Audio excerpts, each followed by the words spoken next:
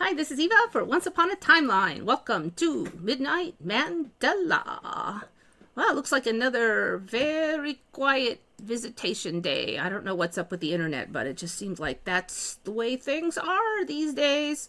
I'm going to check out this American Bittern. Bittern. Sounds like someone gulping water. Okay, hold on. All right, we have sound. I'm not hearing it though. Wait, how come we don't have... Oh, there's the sound.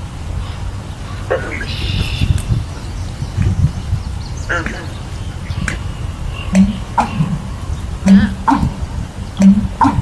Yep, that's interesting.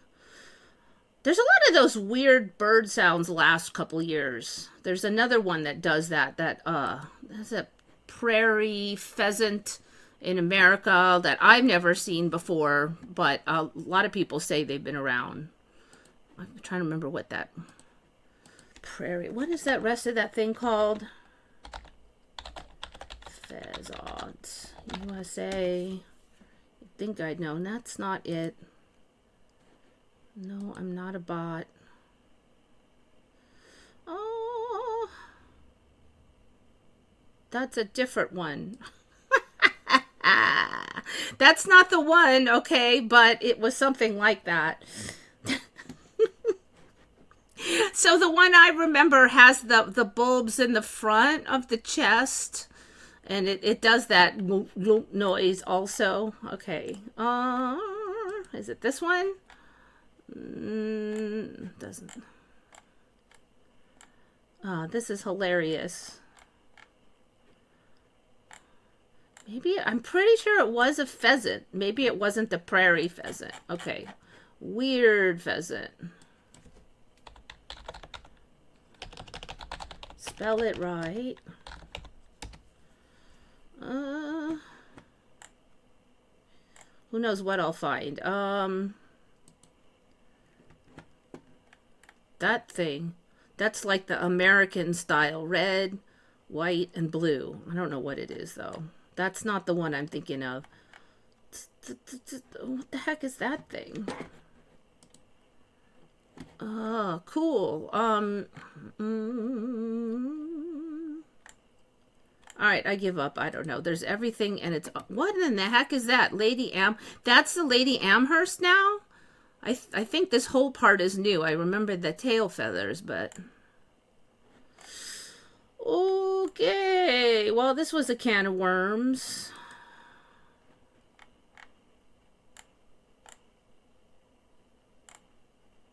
All right, well, whatever.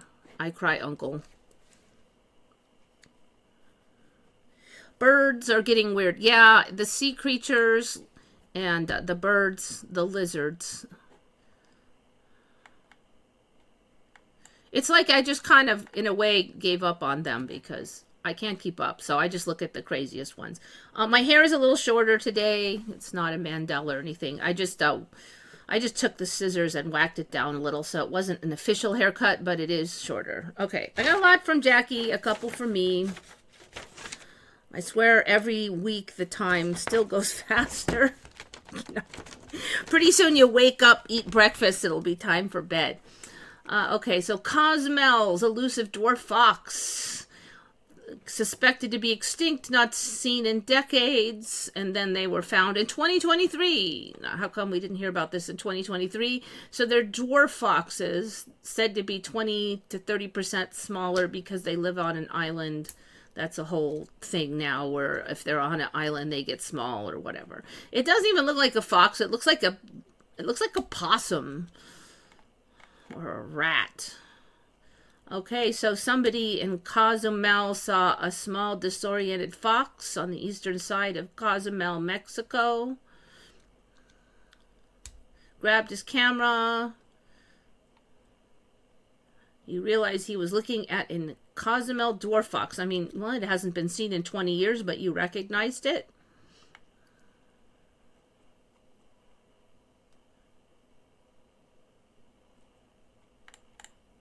All right, that was the photo that was taken.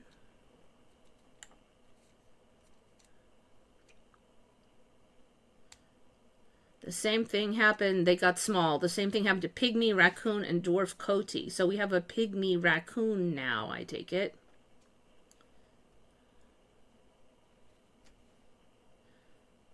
Last observation in 2001. All right, what's up with pygmy raccoon?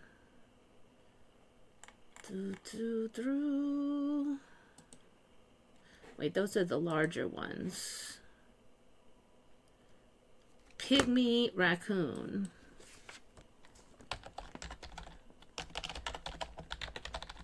What do they look like? Are they like cute?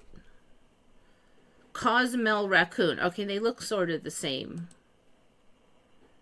They're like a little less like flabby in the haunches. Is that an adult? Because it looks kind of like a baby.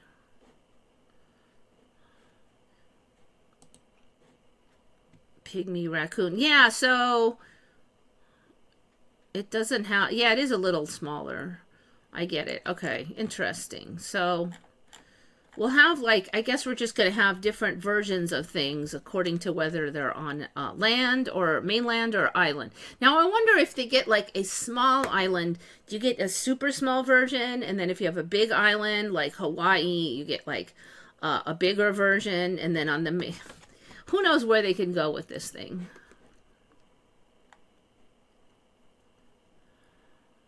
Yeah, I didn't really have a haircut. Basically, this morning I was like, it's too long. Grabs the scissors. That's one of the reasons I don't get haircuts as often as I might, because I can pretty much cut it so it looks okay without actually paying money. Yeah, that's exactly it. Hair salon expensive. But, you know, sometimes it's this, like, it, by the time I call, it's already started looking and then it's like, oh, there's no appointments for 2 weeks. And then I know that's going to happen, and I just want it short right now. And then I cut it, and now I'm like, well, I don't want to go to this stylist. I just cut my hair, so that can go on for a while. Sometimes it looks so nasty, then I'm like, all right, we'll go to the salon and we'll start over from scratch. Like sometimes when I do a really bad haircut, I'll be like, okay, we're gonna go to the salon after this. I have saved a lot of money by whacking my own hair, though, definitely. All right, here we go. This one that Jackie found is pretty bizarre to me because I'm not like diehard, they call it a prepper, a person that's into like preparing for disasters, but I find it a very interesting subject. I watch those shows a lot. And like the survival shows, and then I'll look anything they say on the survival shows, I'll look those up, and like sometimes they'll say stuff I'm like, that's ridiculous, and then it's true or whatever. But I spent a lot of time just kind of looking at those. Even if I'm too lazy to go out and try to survive, I just find it really interesting how we once perhaps survived. And I have literally never heard of this, and it is like so obvious. But so the story now is that you can preserve meat in wood ash.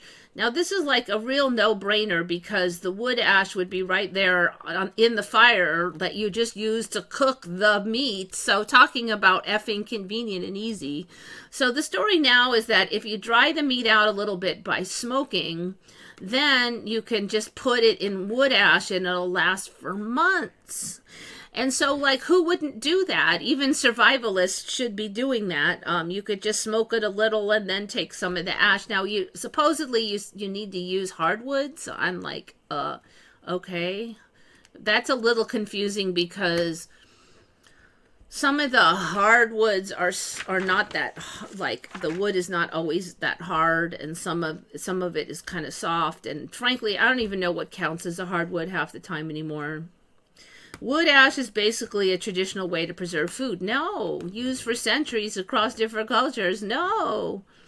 Let's see. My research suggests many food items can be successfully preserved in wood ash, including eggs, produce, and even meats. Actually, I find that the eggs and produce thing is weirder. So they were saying it's because it makes it alkaline. Oh, my My cat is not freaking out. She's over there eating. So if you hear crunching, it's her chomping her kibble.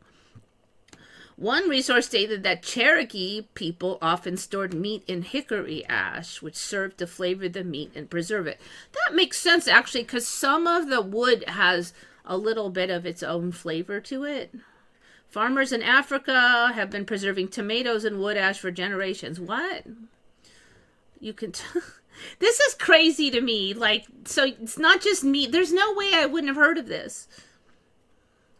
The method is closely tied to garden practices and soil preservation, as the ash can also benefit the soil when returned to the garden. It depends on the pH of the soil. If it's like really acid, I think is how it works.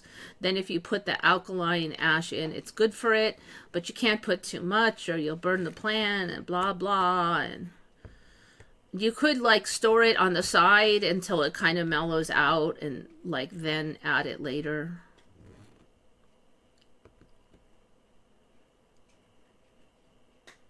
Wood ash is alkaline, similar to lime, and can even be used to make lye. Okay, yes. I have heard, okay, I've read that preserving food in wood ash extends the viability of the food from anywhere from 3 months to an undetermined number of years. The course of preservation takes it takes months to allow the food to gradually develop optimal flavor. Coolness, darkness, along with the ash. While most research mentions earthen crockery for this type of preservation, one article told the tale of one man who used a mere cardboard box without any negative consequence. Well, why not? Another dug a hole in the ground, put his foods in the hole, ensuring they did not touch, and then filled the hole and spaces around the foods with ash. The food was completely covered.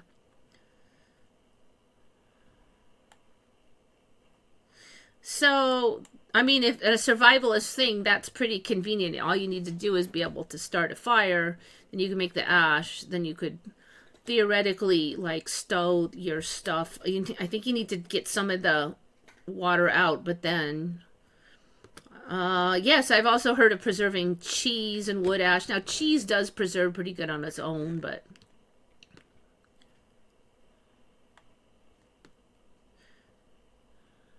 Any ash you accidentally consume will not hurt you. Yeah. Alright, so they're going to do the experiment. Step 1. Fill the crock with 2 inches of ash. Okay, then they put the cheese in and smash it down. Okay, well, it's not exactly genius. Put it in the ash. It took 6 steps to say it. Preserve eggs with wood ash.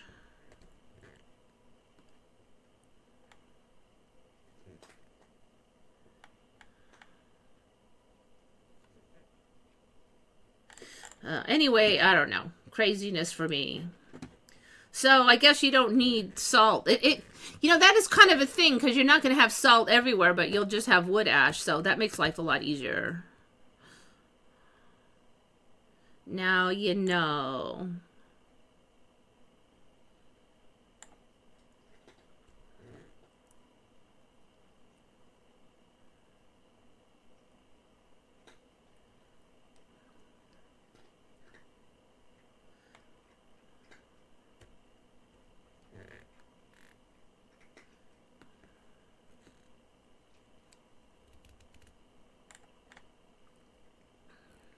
Yeah, I think that is the question, though. I mean, just because there's a university major for something doesn't mean you're going to get a job later. Universities are they're a business in their own right. Do they really care if you get a job later? No, they don't. They care that you pay them money to go there. And so if they think that somebody wants that major, they will find a way to offer it. I mean, like I guess there's probably a few, maybe if you also did like biology or some other kind of research orientation along with it, then there's probably a few jobs for that. But, you know, I don't see that as being like a major unless they legalize it, which I don't think the big pharma wants, because big pharma is making a version of the psychedelics that's tweaked so that they can patent it, and they're pushing to sell that, and they're really pushing to not legalize the rest of the stuff because that would be competition.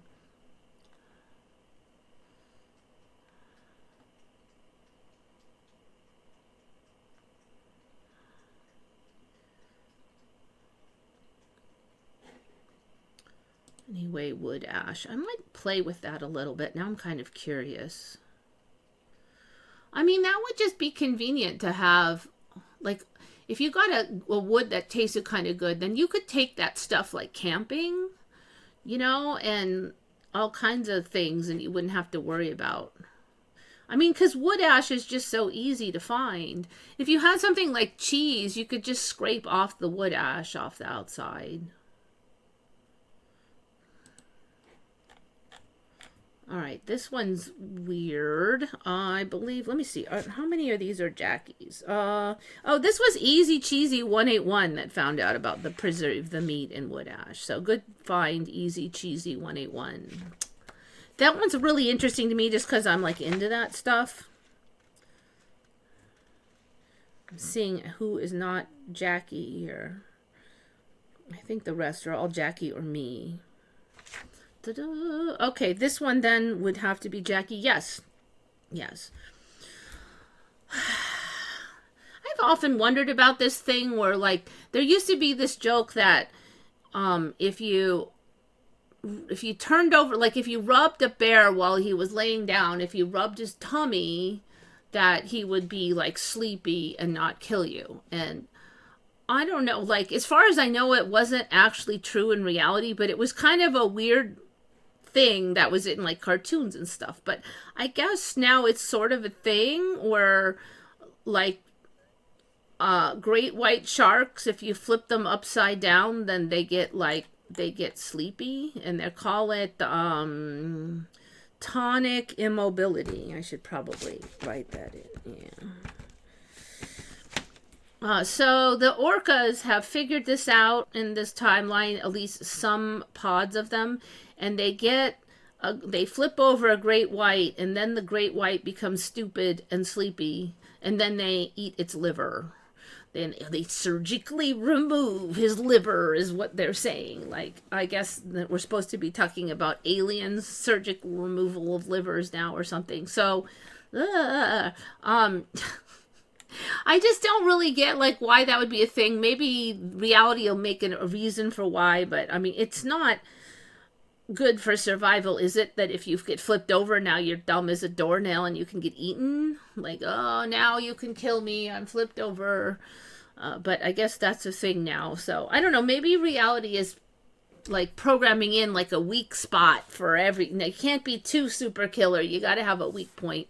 So apparently, the weak point of the great white sharks are they get stupid and sleepy when they're flipped over. Okay, so they're saying they're targeting the juveniles more. Like, really, if you were like flipped over and then someone tried to eat your liver, would you not like suddenly wake up? I just don't get it. Flipping them upside down to eat their energy-rich liver. The pod known as Moctezuma's, not Montezuma's revenge. Moctezuma's pod could be taking advantage of warm waters, altering shark nursery areas. They hunt juveniles which lack experience to flee. They suspect that maybe they do hunt great whites more than you people realize. It's just that most of the great whites know to flee.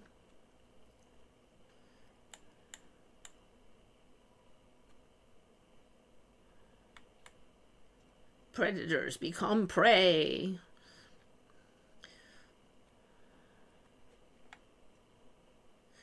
This temporary state renders the shark defenseless, allowing the orcas to extract its nutrient-rich liver and likely consume other organs as well.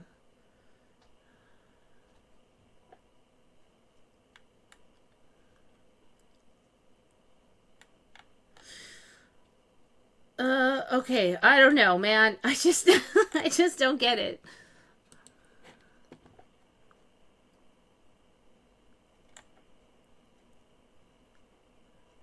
Yeah, it's your bedtime. Don't roll over on your back because you'll become tonic immobility. I used to work with some Navajo ladies who made blue cornmeal with wood ash added. Oh, okay. So cornmeal, I think you don't need to preserve that, but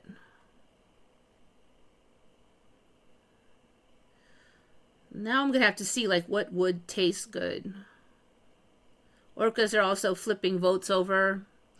I thought they were just chomping them. That sticky down part. I think it's the rudder. Are they flipping them over too? Orcas flipping over boats. Let's see.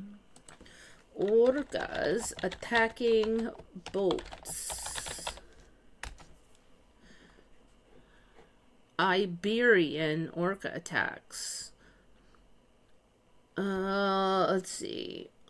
Orcas, a subpopulation of orcas began ramming boats and attacking rudders off the Iberian Peninsula, directed against slow-moving, medium-sized sailboats. Focusing on rudders to stable steering, 600 recorded interactions, and at least 7 sunken vessels. Scientists attribute the text to a cultural fad. Yeah, sure. Okay, cat, hold on. The cat is tired of me yapping. Hold on. I will remove this cat. Whoops. We'll kick the wall. You want out, kitty meow? Out you go.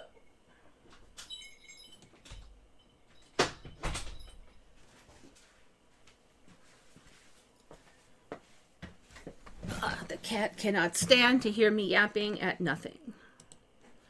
All right, here we go. Incidents occurred 2025, 2026. Selectively attacked monohulled yachts under 50 feet with large rudders. I think I heard something that they were they had some kind of weapon they were employing against these guys. It was like, I don't know, it was like pepper spray or stinky stuff or something. It wasn't gonna hurt them, but it would definitely deter them, so maybe they started doing that. Orcas are ramming boats again. All right, ramming boats. Ugh, that's not helpful. Orcas ramming boats. So I don't think they're technically flipping them on purpose. It doesn't sound like. Ramming the rudder with their head or bodies to break it. You know, it might be they don't like the sound of the boats, and they found that if they smack that part, which is sticking out, which is fairly easy to attack, then the boat stops the noise. Probably people shut off their engine if they can't steer.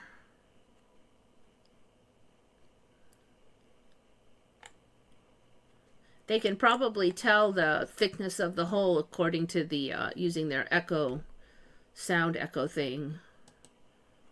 Wait. What's... I'm assuming that's just the sun there. That's not their actual... There's not a stripe on the fin, right? I don't think so.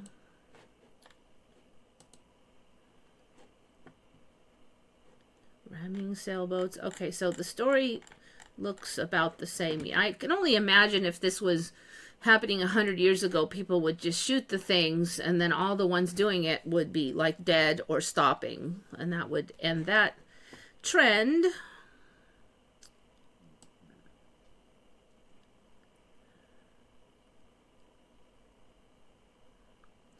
Yeah, you're saying the frequency. Yeah, maybe. Maybe, you know, that's true. Maybe they don't like the sound of that one particular size of boat. That's an interesting concept. Narwhals is what is new for me. So I heard about narwhals like 10 years ago. I still say they're a Mandela, but they're like one of the first ones for me.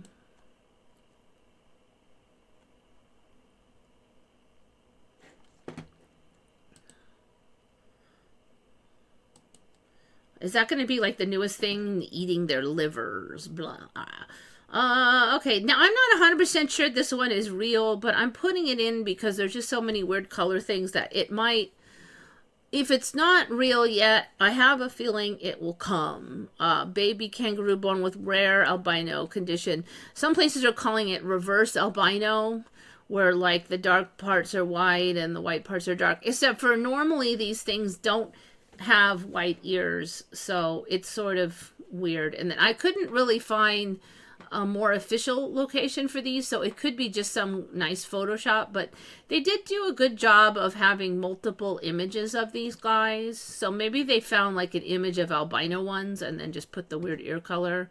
They said it was born in a wildlife sanctuary in Australia, with white fur and jet black ears. Now this one says it's rare genetic mutation known as piebaldism or partial albinism, but other places are calling it reverse albinism. There's some yapping about what sanctuary workers said, but yeah, but you cannot find the specific sanctuary. So, I mean, maybe that it just like happened last week and there's not that many images of it, or maybe it's just Photoshop, but sooner or later we're going to probably get that, because I do find that that's how stuff shows up.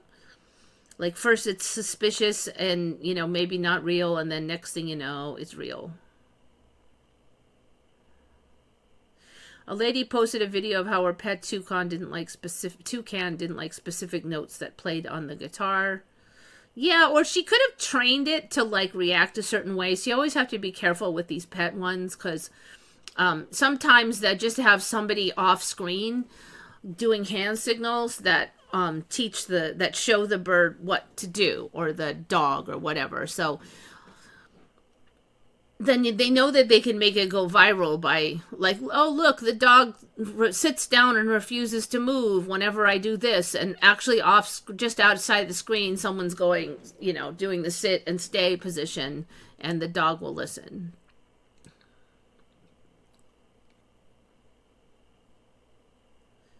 People pretty much always fall for that, and like people involved in dog training were like, that is so easy to train. People don't realize this, but dogs train really well on hand signals. I think they really respond to them more than the verbal. The only problem with hand signals is if the dog is not looking, then they won't do it. But if you've got their attention and they're looking, then they, like I just trained them with verbal, and then I would pair the hand signal, and then automatically the dog would figure it out. So you don't even really have to do any special training. Just every time you say sit, also go like that. And then sometimes go like that first and then say sit. And then pretty soon the dog knows. You don't want to know about the panda eyes Hollywood style. Isn't that like drugs? Like that. Oh, or is that punched in the eye?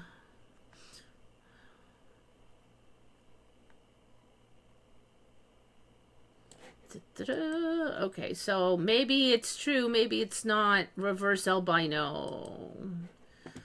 This one does look like it's true. This one's bizarre because it's a really cool looking thing. It's chicken lips or jelly baby or green jelly drops or green cap jelly baby or so apparently these fungi are rubbery or gelatinous, so that's creepy. Then they look creepy, and I'm trying to find out like where they're at, and I found one place that seemed to indicate they're in many places in the United States, and that there are also places in China. And I was kind of laughing because it's called chicken lips, and China outline still looks a lot like a chicken, so it was easy for me to remember.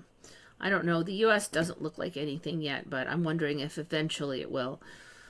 So, like, I don't know. These are really cool, and it sounds like there's, like, a lot of them, but yeah, no, like, look at the length of this wiki. Such a weird thing. So I'm wondering if these are, like, fresh out of the Mandela oven, and they haven't cooked up much of a wiki yet. Species in the Leotia whatever. Family. The cap is green. Its stipe is yellow. Okay, its stipe is yellow. The cap comes in a variety of shapes. Grows under oak trees or on dead logs. You know, like we have a lot of oak trees in the United States.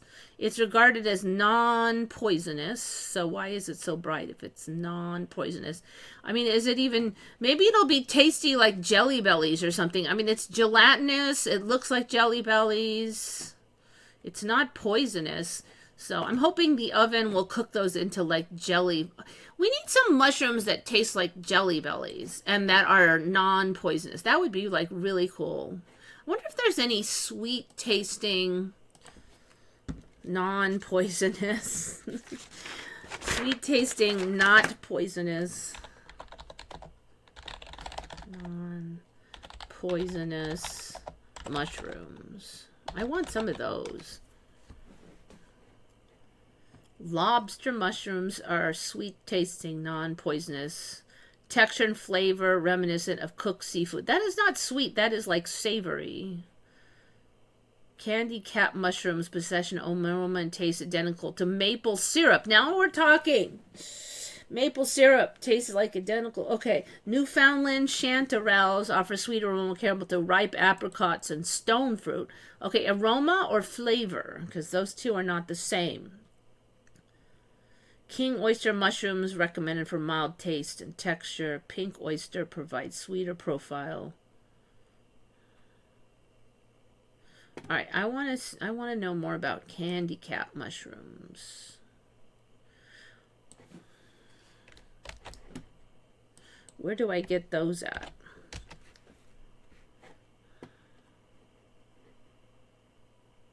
Known for the sweet maple syrup like aroma. Yeah, but does it taste like that?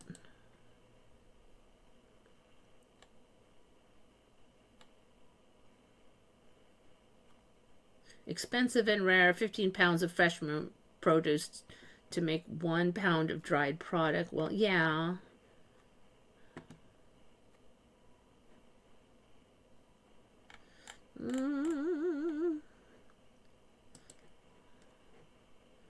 Okay, they look like apricots. Orange peel. Not much taste. They're candy caps. Look like candy caps. Alright, so I think we need some more shifts before they start tasting delicious. That would be cool if they tasted like apricots. I like apricots. It doesn't look like we're there yet. You know, the narrative is being prepared. The unique natural flavors of candy cap mushroom. Harvested from the wild. Okay, let's see what the advertisers have to say. Offering a rich, distinctive taste reminiscent of maple syrup, butterscotch, and brown sugar. Can be used for... I have yet to see anyone actually say that they taste like syrup.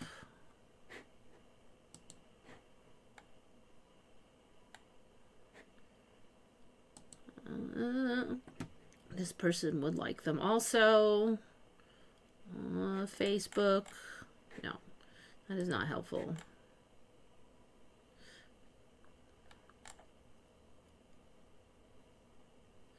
True to their name, they have a sweet maple-like flavor.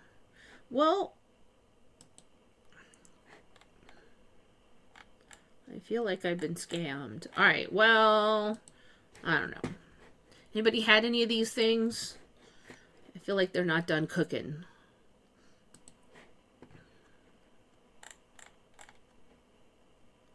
Mushrooms made out of candy. So I would like one that tastes like candy, but doesn't have all those sugar and calories. If they tasted like apricots and made you see elves. You know, if they taste too good and they're psychedelic, it's kind of a dangerous combo because you won't stop eating them when you should. And didn't make you sick. Yeah, they have to be non-poisonous. So I'm kind of voting on that didn't make you sick. I would like my psychedelic ones to just be neutral, but I don't think I want to have them be taste like apricots. Because you're like, oh, just one more bite. No, no, no, no, no, no. That is sort of one of the things now about magic mushrooms. They taste, I don't know, they're not the worst in the universe, but they're definitely bad tasting. I've seen people just chew them like, you know, at least chop them up so you can like swig them back so you don't have to personally chew all the bites. We've all been scammed with the scam of life. Yeah, life is a big scam, definitely.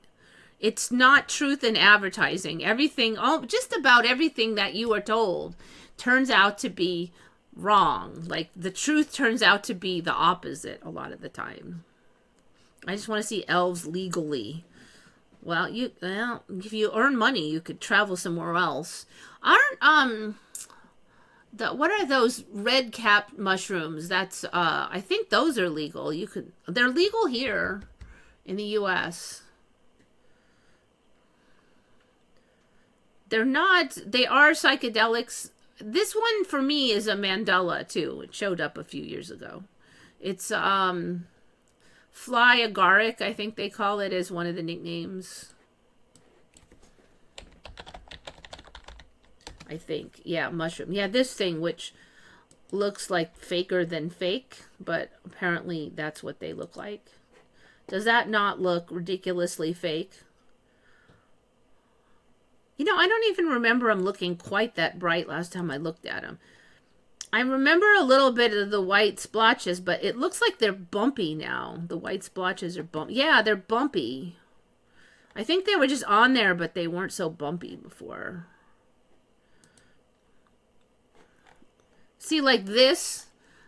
Oh, they're bumpy on that one. This is a scam. Look at that. That's like ridiculous. Okay, so fly agaric is, I don't know why they call it fly agaric. Does not sound good. Legal in Australia.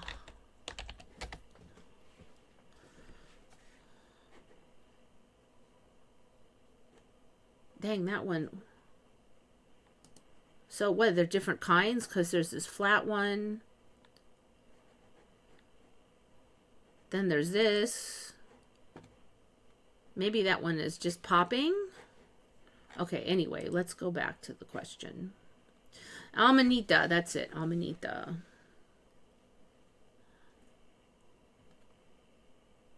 Oh, nope, Australia. Nope. Wah, wah. While some sources suggest a gray area for ornamental use, the consensus is that the mushroom is banned. Wah, wah, wah.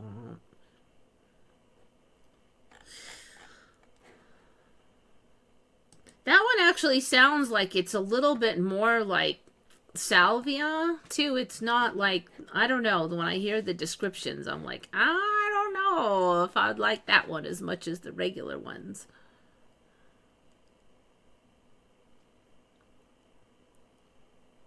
Death caps?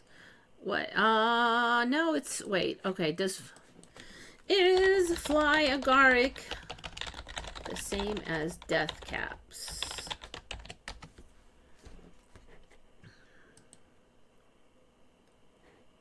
No, they just look like death caps. Okay, so death cap is the deadliest mushroom. Okay, so fly agaric versus death caps.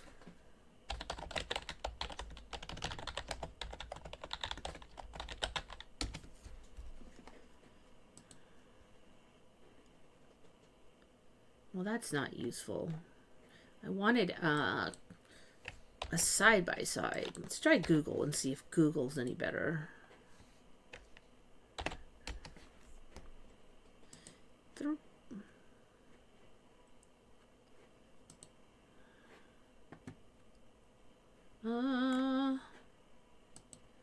Okay, those are death caps.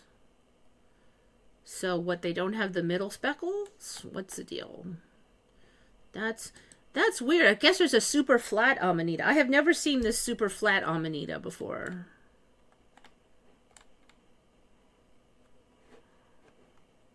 Death caps. Well, Wait, is that death caps? You know, there was a time when I could have just typed this in and it would have told me.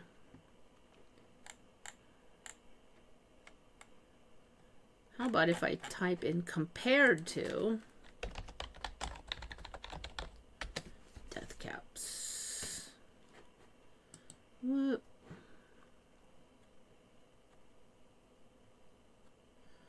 Okay, so Amanita phalloides is the death cap.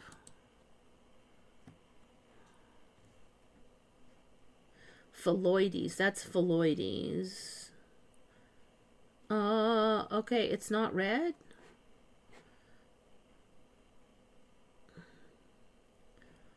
I don't know. Did it stop being red? I'm confused. Death, okay. It kind of looks like they're not red then, the death caps now. I don't know. I would definitely not trust me on this if you were thinking about eating a mushroom, though.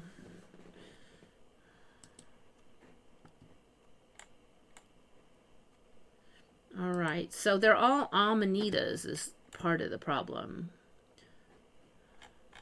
What color are death caps? Mushrooms.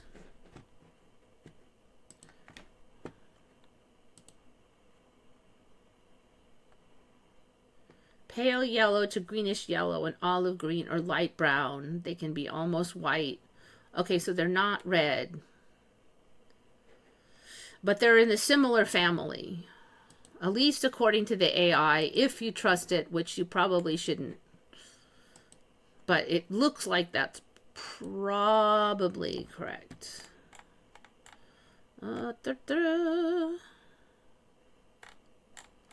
now they're not labeled. The poisonous fly agaric, well, depends on your definition of poison. Are brightly colored, but not all poisonous mushrooms are. I wonder, you know, if you eat enough, it might actually be poisonous. Yumanitas can be confused with edible puffballs. Cutting through the center can help you differentiate. Edible puffballs. They do look like kind of fun to eat, don't they? What in the heck is that thing? Okay. You know, the other thing is the amanitas, when they're dried, they're still red. And in the past, I felt like when you got something and dried it, it would lose its beautiful red color, but not anymore. Dry. Let me see. No, don't make a liar out of me when I search this up. Okay. Blah. Okay, there they are, supposedly dried. Yeah, pretty much kept its color, depending on the, now that one didn't. Grade A, dried European. I wonder if those aren't as red.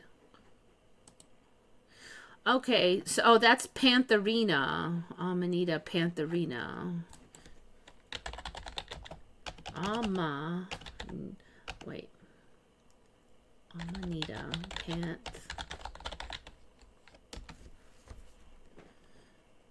Are those psychedelic or are they poisonous?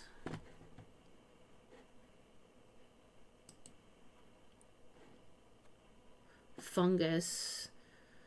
Poisonous with psychoactive properties. So they're calling everything psychoactive as poison.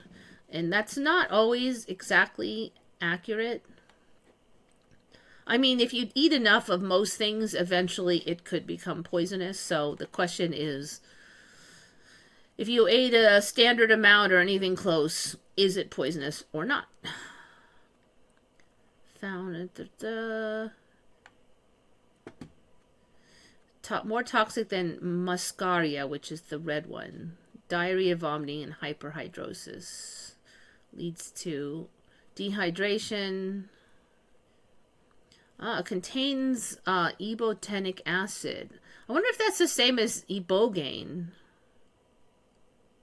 No? Okay, no, doesn't look like it. Retrograde amnesia. See, I don't like that part. I don't like the amnesia part.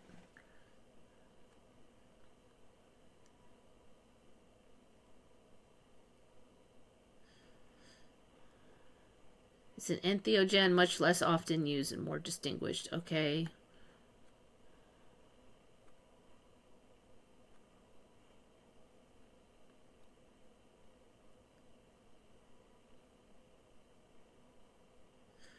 Okay, is a neurotoxin used in lab research as brain lesioning. So the question then is just like how much do you have to take? Because there's a lot of things that are not toxic if taken in reasonable amounts and then become super toxic if taken in too much. Like salt, for instance. If you consume enough salt, it can kill you. Even water can. And I think that salt has actually got like a poison index. I would have to research that to really know. Like, would you have to eat 200 mushrooms in order to get poisonous levels, or would it just take 2 mushrooms? You know, that's the thing. Because nobody's going to eat 200 because your stomach is not going to allow such things. Okay, so there's the candy ones. These triangle spiders. This is such a scam.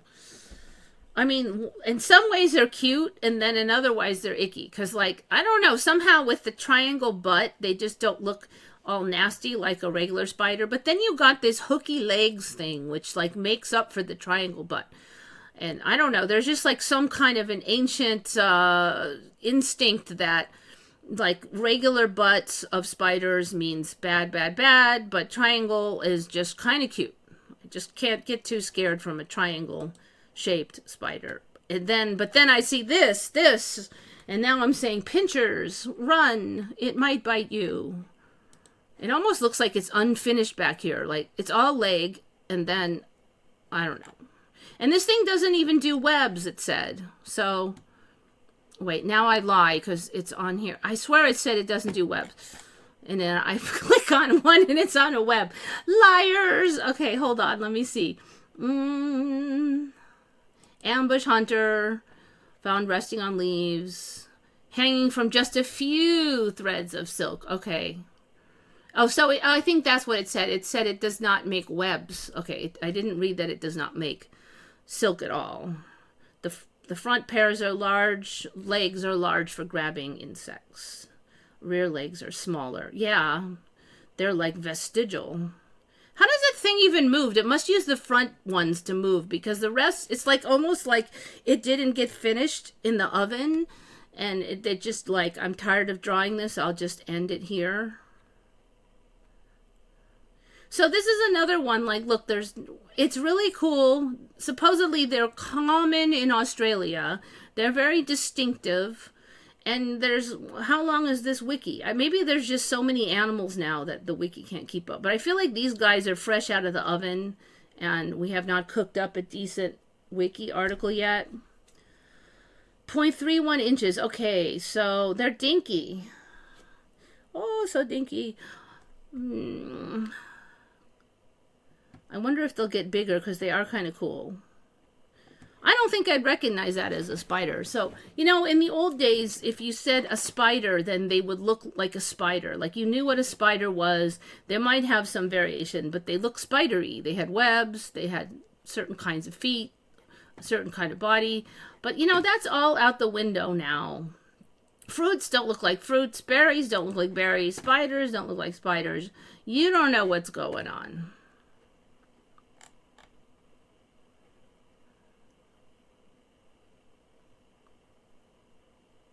So I think here the only one that they're allowing for psychiatric use is that, what's that other one? Oh, God, I'm like stupid tonight. It's not magic mushrooms. It's that more toxic one. That then they make you sit there, like you have to stay in the hospital for it, and then they can charge you like $5,000, $10,000 and stuff. So I would rather do the magic mushrooms personally, because the toxicity level of magic mushrooms is almost non-existent. Like, I don't think anybody's ever died from them. And they're safer, but you know, I don't think they want to use those in the hospital setting, because the trip lasts hours. And so they want like wham, bam, thank you, wham. They want you in and out. They want to charge you $10,000 for a half hour. They don't want to have to spend 5 hours. Also, it's just too easy to grow your own. So admitting that those could help you, people just grow them in their basements so easily. So they need something that they can kind of hoard and prevent you from grabbing. So I think that's why, because a lot of the research I've seen is that magic mushrooms are probably the better one for psychiatric assistance. I have not heard much about Amanita, so I don't know about that.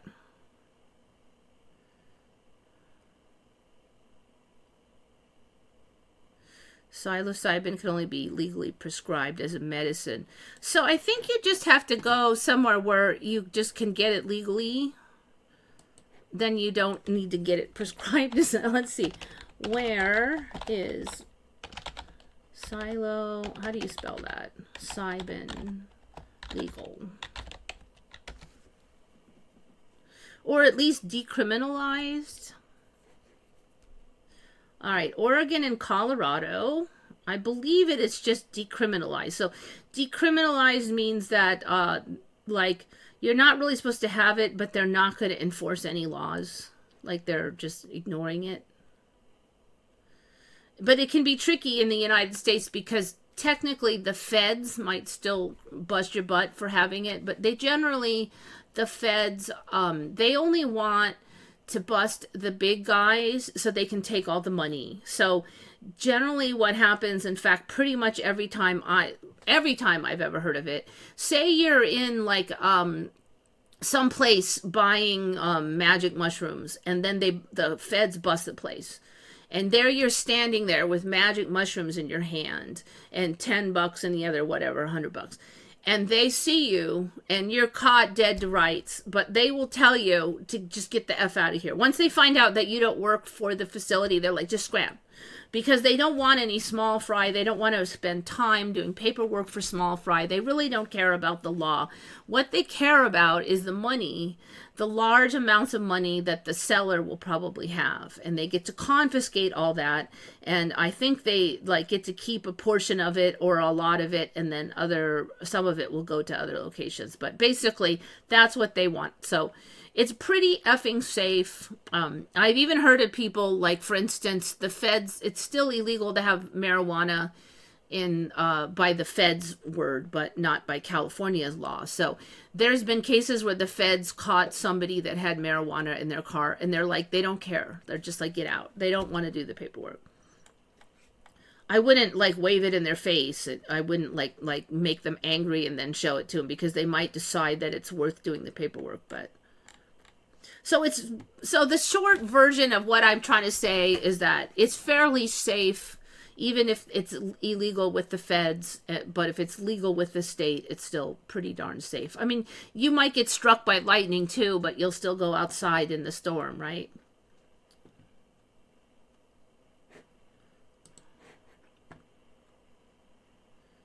Let's see. Where else? In the world. Let's see. In the world. In the world. In the world. Because I know there has to be others. Let's see. Brazil, Jamaica, of course, and the Bahamas. That's fully legal for personal use, possession, and cultivation. So as long as it's just the fungus itself versus like an extract, a more potent extract. They are not explicitly prohibited. I'm sure you couldn't like drive under the influence or something, but Nepal and Samoa, the sale is illegal, but you can still grow, possess. So as long as you don't get caught buying or selling, then if they catch you with it later, it's not a big. Or somebody could give you some. That would be illegal, I think. Don't quote me on it, but generally that would be acceptable. Therapeutic and medicinal, Australia, Canada, Switzerland for severe mental health. Germany and Czech are expanding access. Netherlands. Psilocybin mushrooms are illegal, but magic truffles are fully legal and widely available. All right, wait. I think I looked these up before. Sclerotia.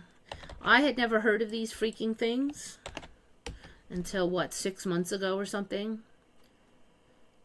Hardened fungal mycelium. Sclerotia. Psychedelic.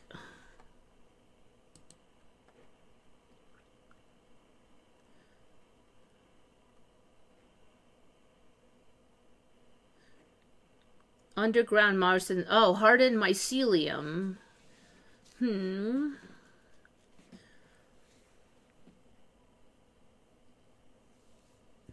Okay, so what? They're just the mycelium, the bottom part of the magic mushrooms, I guess. Sclerotia are legal in Netherlands because they are classified as sclerotia rather than mushrooms, exploiting a legal loophole. Effects are similar to magic mushrooms, but often report to have a slower come-up time and a smoother, nutty. So why were, like, I don't get why this is like a scam, because if you could always eat the sclerotia, they don't taste that bad, and they might even be a little stronger, and maybe you just have to wait a little longer, then why didn't they always sell the bottom half? I mean, they take the time to grow mushrooms. Why would you just throw away the bottom then when it's also good?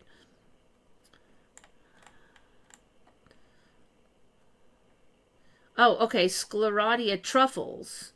Okay, wait. Sclerotia truffles, that's the same thing as the bottoms or what? I'm like totally confused now. Sclerotia truffles, is that different? What are the psilocybin truffles? Okay, it's the same. Okay. It's the mycelium. All right.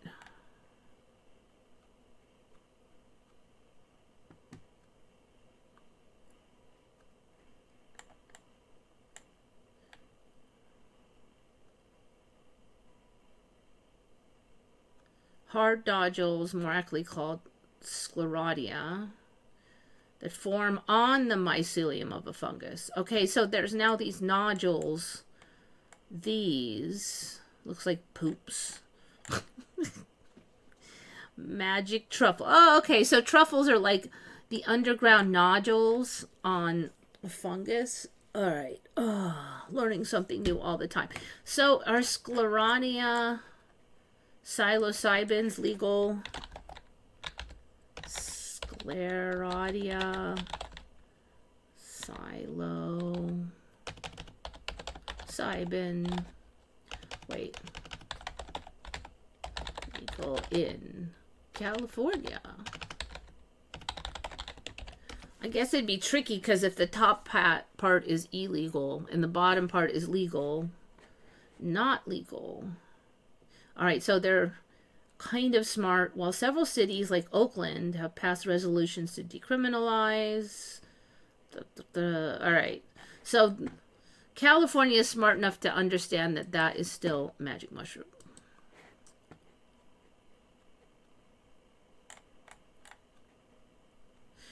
I'm really suspicious, though, that there were all this time these nodules on the magic mushroom that everybody just threw out, even though they are psychedelic also. They swipe most of the drugs for themselves. Could be, you know, nobody knows for sure. I just don't think that magic mushrooms have that much value in the marketplace per pound compared to, say, like if it was cocaine or something. So I think they mostly want the money because a lot of times these people can collect a big stash. So the drug sellers kind of figured out the deal. So what they usually do is they have it kind of a disseminated network where they have runners with a small amount of cash and a small amount of the product will drive out and deliver it. And if they get caught, they'll only have a certain amount and there's not that much money, and the feds just aren't going to spend their time on that. And if it's legal in the state, then they're not going to spend their time on it. So the trick is to not have all your money in one area for the feds to grab. So it's kind of interesting to see how it went, because in California they used to have that drop-off technique when it was illegal, and then when it became legal, stores started setting up, but then the feds just started busting them and taking all the money, and so they went back to the drop-off technique. There are a few stores left, but I don't know, what are they paying off the cops or what, because there's a few that managed to stay open, but the majority got busted.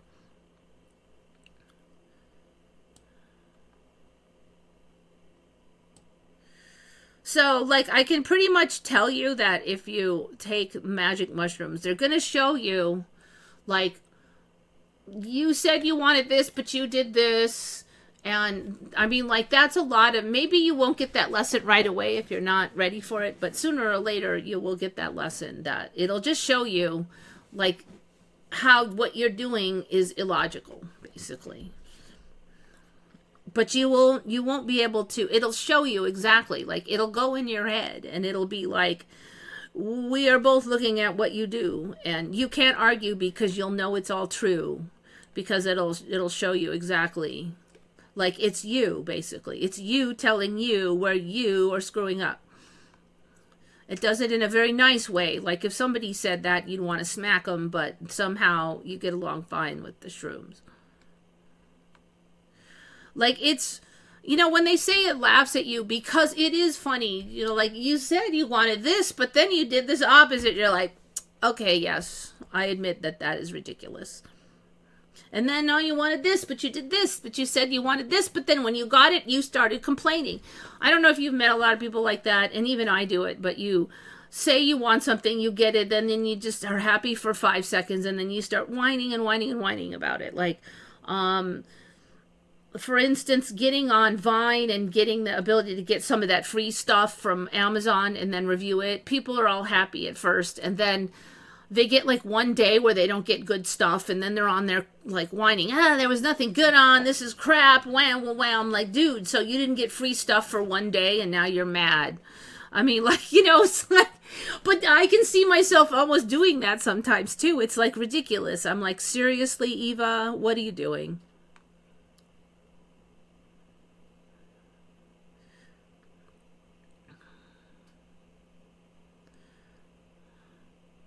You'll see. I mean, like,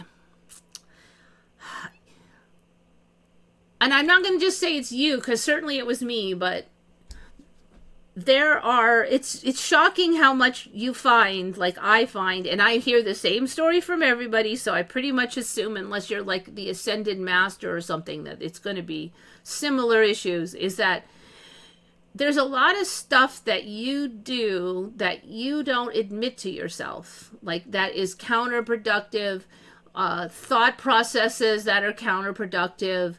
The thought processes lead to actions that you're just like, somehow you hide from yourself. Like, I was doing it too. Like you say this, then you don't want this, and you, like, one of the things it said is like just inability to ever be satisfied, which is kind of a joke about women in general. But basically, you get, like, I get something, but then I find reasons to worry about it. Oh, well, what if it's not good enough? What if I'll lose it? What if it's something? Like, there's always, like, and some of them are even just ridiculous too, you know, but the what ifs and and those kind of things. So that was one of the things that was showing me, like, the minute you get it, then you're like, you find some reason to not be happy.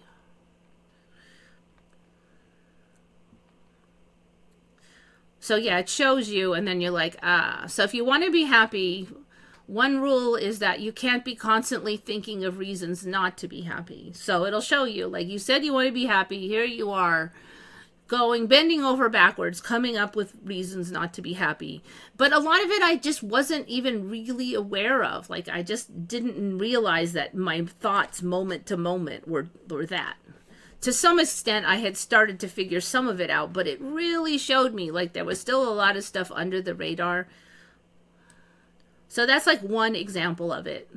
So then after you do the shrooms, and I gotta warn you, the salvia, whatever it is, okay, you're going to have to do some work, like probably a lot after that, which is you got to work on the stuff it shows you. Because, like, it showed me my silly thoughts and how my silly, not all of them were silly, but a bunch of silly thoughts, and how those silly thoughts were getting in the way of things I claimed I wanted.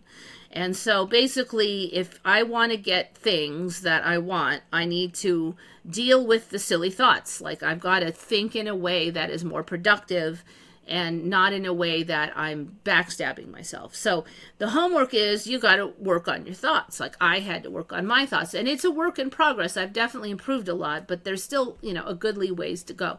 And so if you keep going and taking shrooms over and over too much, pretty soon it's just like, it's the same thing that'll basically say, that thing I told you last time, you still haven't done it. You have to like make some progress, and then it can help you, because it'll try to help you. Well, okay, what about this? And you didn't notice this. But there's a point where if you don't do the homework, you're not going to progress. So like, people go in and think it's going to magically fix me. And it does help some, because it kind of helps smooth the way. But if you don't do the homework, and then you'll slide back to where you were before. So yes, you will have to do a lot of soul searching, admitting where you screwed up, and working on new habits. I'm stuck inside a shitty box every day, barely having money. But you see, like, as a person that used to be really poor, like, you have a house, you have food, and like, maybe you don't love your house, but man, it's a lot better than 95% of the world has. I'm assuming you don't freeze to death. It might be hot, but you're not going to boil alive. You have water. It's clean without like parasites in it. You don't have to walk 20 blocks. You don't have to worry about a drought rotting all your food and then you starving for 2 months. You don't have to worry about instantly dying. There's like, most of the world would be like, consider your situation plenty enough to be happy.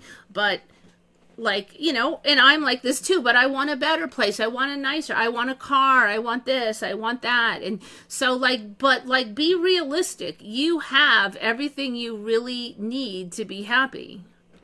And what I find is that when you get those additional things, you're happy. Like, I'm happy for a little while, and then I start complaining again. Well, I have this car, but it's so ugly, and it sucks up a lot of gas, and there's something, there's something. Or you just, like, I switch to complaining about other stuff. I mean, there's an endless million things I can complain about. So, yeah, it gets hot, but you're not going to die. It's slightly uncomfortable. You can go outside, you can turn on the fan, you have AC, you can dip your face in the water. Like, I'll tell you one thing I used to do is I would just wet my face and my hair, and if it was really bad, I would wet my shirt. And then go sit in front of the fan, and you'll be cool for a half hour, because it's like, it's blowing over the water that's on you, and then you'll be cool until it's dry. So that's my emergency technique, especially if I was trying to fall asleep.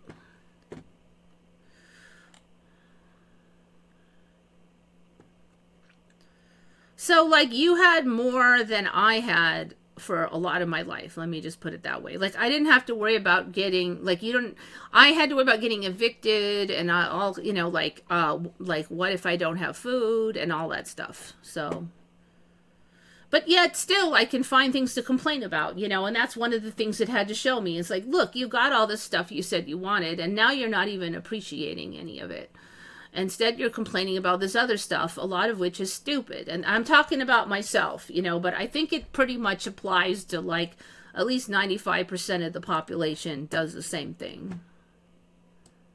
So you can't be happy if you're always looking for reasons not to be happy. And that was my thing. I got the stuff. I thought this would make me happy. I get all the stuff. Am I happy? No, I just found new things to whine about in my head. I wouldn't even say them out loud, but I would say them to myself. Okay, these things, Jackie found these. These are ridiculous. They look fake. They look like sticks. I guess that's good if you're an animal that doesn't want to be eaten. But I've never seen these. Blunt-headed slug snake. And they're not, like, they eat slugs, apparently. So that's why they're called slug snakes. They look like twisted vines. Some kind of boa. It's like, so these super skinny snakes, I didn't have these before. I certainly didn't have any that looked like sticks. So these guys, speaking of animals that don't obey the rules of their type, is that these guys can chew. So they can take their lower jaw and they can like saw off. So they eat slugs and they need to like remove the slug out of the shell, apparently. It doesn't look like a snake. I don't know what it looks like. It looks like the stuff of nightmares. Non-venomous. 60 centimeters. How long is that? 60 centimeters. You know, I can do a few millimeters, but I don't understand 60 centimeters. 60 centimeters. Okay. 60 centimeters is like 2 feet. This long. Oh, 60 to 85. So like 2 or a bit more. Slender, compressed body, blunt head. Eats slugs and snails. Particularly operculate species. I think operculate species might be ones that have a trapdoor, because operculums are like a trapdoor, which it consumes using mandibular sawing motion to remove the operculum. All right. So I think that I didn't know that. I guess it kind of makes sense, but I've never heard of snails having operculums. So operculums is like, once they go back into their shell, they have like this trap door that they slam shut and hold with, you know, might be a foot, or it might be stuck to their foot or whatever. But it's a trap door to close the hole, which obviously is useful because now that's not a opening. But okay, so it uses mandibular sawing. Does it have teeth then? Does it have teeth? Because if it's using a mandibular sawing, maybe like the upper jaw is just hard, or it has some kind of possessed teeth that are highly, so it has comb-like mandibular teeth. All right, so we have a snake with teeth that saw chews. A key evolution is the asymmetrical arrangement of these teeth. Needle-like teeth on its right mandible compared to the left. All right. So it's a popliteura boa. Now I have to see these icky teeth.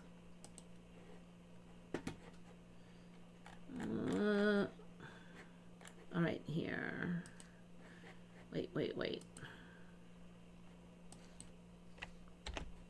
Teeth. Let's see them. They did a lot of work to describe these icky teeth, but there's no image of them. This might be another one that's like fresh out of the oven. Oh, wait. Is that it? That's a regular boa teeth.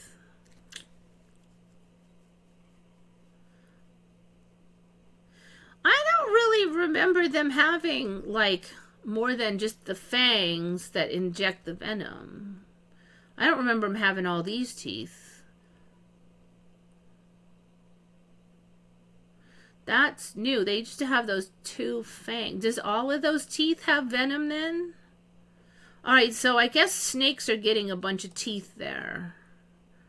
Emerald boa. You know, I'm not loving that change. Okay, yuck. Alright.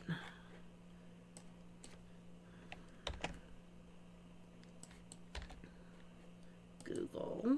Let's see if I can find. You would think that somebody would have popped open the mouth of these things and looked in there to see these strange teeth. I can't see crap that one.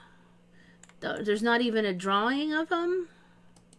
Okay, what do we got here? Movements of the lower jaw in the blunt-headed snail-eating snake. All right, so the lower jaw has teeth, but the upper jaw also has teeth.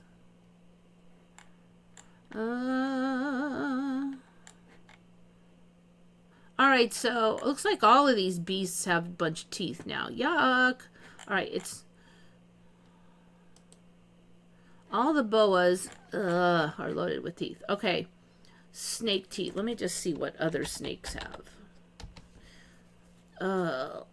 Okay, so some of these then still just have the 2 fangs.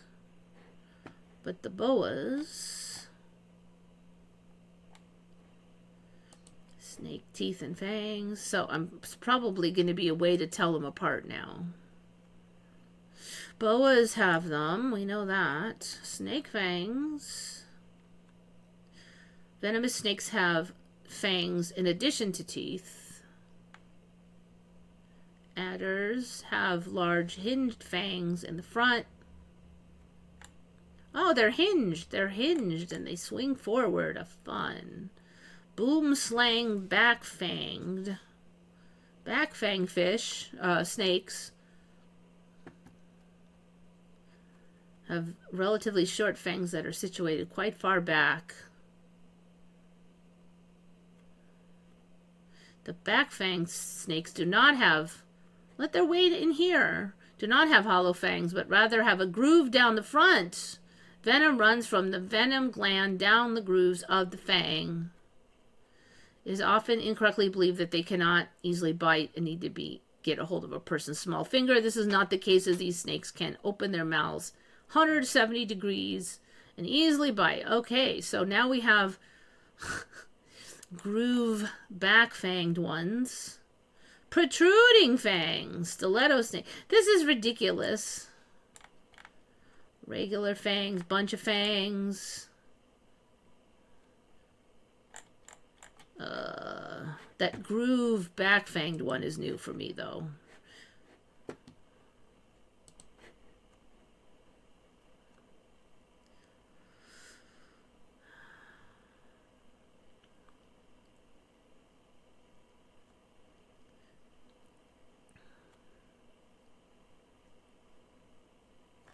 Fangs for the memories. I can do without those. No fangs for the memories, thank you.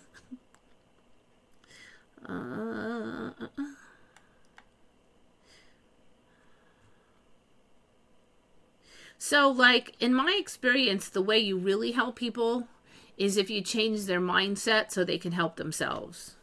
Like, if you just give them money, then they didn't change. Like, in order to change your situation, you have to change the way your mind thinks and the things you tell yourself.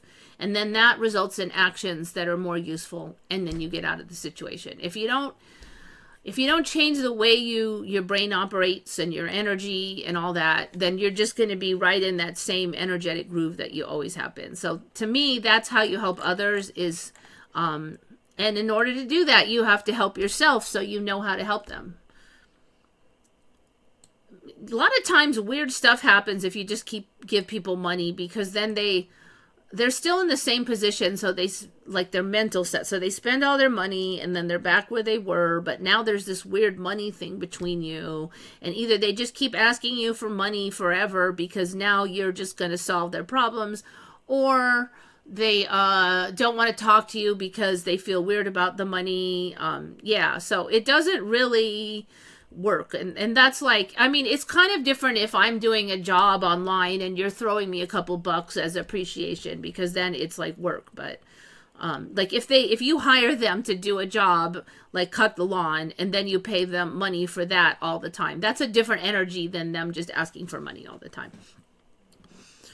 So, and I also do tell you not to give me money because you need it for yourself. I just want people that are fairly wealthy to give me money for my show. Thank you. That's all I need. So, I mean, there's that kind of thing, you know, and so it usually doesn't end up helping them because they don't learn, you know, what they need to learn. Have a big, huge fun party. So, like, my friends, we were really poor, and we would just make some food, and a lot of times it'd be like noodles or something cheap. And then we would just go to the park, like, and we would like ride our bicycles or take the bus, and then we would bring some like footballs or whatever cheap games, and then we would just have a party. And somebody would bring a couple sodas or something. And we would have a ton of fun because that's all you really need, and you don't need a lot of money for that. In fact, my whole high school, that was the parties we had, and it was fun. We had fun. I mean, spending money is not the fun part. It's your friends and doing fun stuff. So, I mean, like, and we would, somebody had, like, speakers in a boombox. Somebody had enough money for those. And so we would just dance and have dance parties and stuff. Dance parties aren't that expensive other than you just need the basic setup, like 2 really good speakers and something to send the music. So, you know, we would find somebody had a living room or a garage or something that we could dance in, and so we would have dance parties. So that was our other party. We had the park parties, and then we had the dance parties. And all very, very cheap. I mean, you basically had to find a way to get there. We never charged, nothing. It was great. And I don't, like, when I look back, I just remember how fun they were. I don't think, oh, I wish we had more money. No, they were perfectly fine. I mean, if somebody had brought steak and, I don't know what, like better food, I guess, it wouldn't have mattered, I don't think. I mean, the food was pretty good. Okay. What, higher end food? I don't know. A nicer dance floor? Whatever.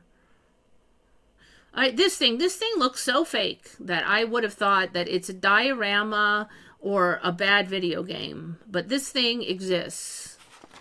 In Algeria, it's Khazar de Dra. I'm hoping I'm not slaughtering the name too bad. I don't even know what to say. It looks so fake, but it's out in the desert in Algeria. And they don't even know, like, who built it. Like 500-ish years ago, maybe, or 800 years, or let's see, what did they say? 5 kilometers from the town of Timimoun in the heart of Sahara Desert. Original builders, blah, blah, blah, unknown. Lost to history. Might have been built between the 12th and 14th century. So, yeah, 600 to 800 years ago.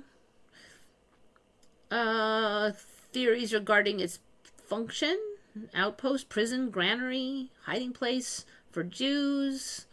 It's on the UNESCO tentative list for World Heritage designation as part of the Igamawen Collective Granary Fortresses. Collective Granary Fortress. I've never even heard of those. There's so many things on that UNESCO World Heritage thing. I mean, there used to just be like 25 or something. I'm hesitate to even guess. Visiting Kasardra requires 4-wheel drive vehicle and a local Berber guide. Local legends associate the site with jinn spirits guarding hidden treasures. Blah blah blah blah. I wonder if like there'll be roads will magically show up to this thing after it's been around for a while. Look at that. It looks like it just grew like a big seed. All right. You know what? I want to check out these granary fortresses. All right. It doesn't give me a link to granary fortresses. Why does it change color right there? Is that taken in the evening, taken during the day?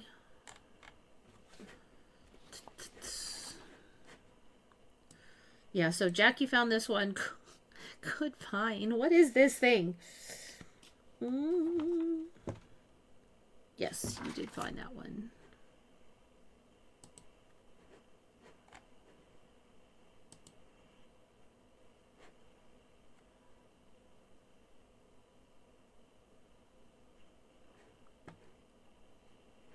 Trying to think of where I'm going to click to learn. Okay, here's a ground version. I was hoping there'd be images of some person hanging out there so you could get a feel for the height, because I'm actually not 100% on it. Maybe it'll get bigger, because look, like you see these animals real close, and then without them standing near the item, you don't have scale. How big are these sand dunes? I don't know.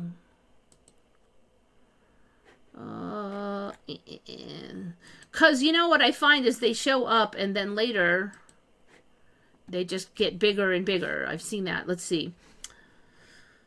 2 circular outer walls of sand, straw, and clay. Wait, how does sand, straw, and clay last 600 to 800 years? I want some of that sand, straw, and clay. That's amazing. Okay, they are approximately 33 feet tall. So, like 10 meters. Okay, so I still want to see an image so my brain remembers the images comparison the best. All right, 33 feet. So that might be the height. So people would be that tall. You know, they said there's 2 walls, but it really looks like there's a 3rd wall here. This is absolutely crazy, this thing. Is that the same thing? I don't think that's the same thing. I'm not sure now, though. Okay, there's rooms, but those rooms are kind of confusing. It almost looks like some kind of, I don't know. Because it's like a maze in there.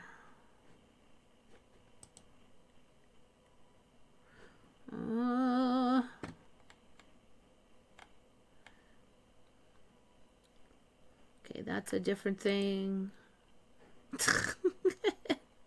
Come on, people.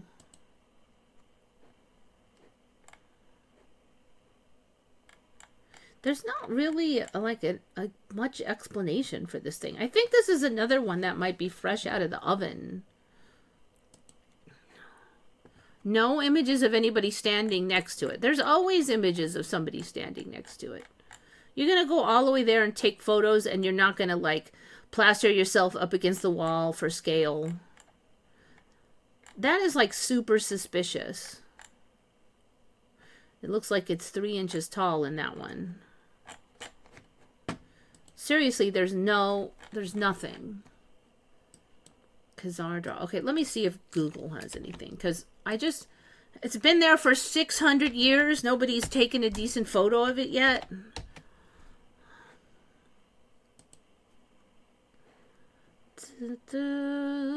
There's not even many photos, period. It's the same photos over and over.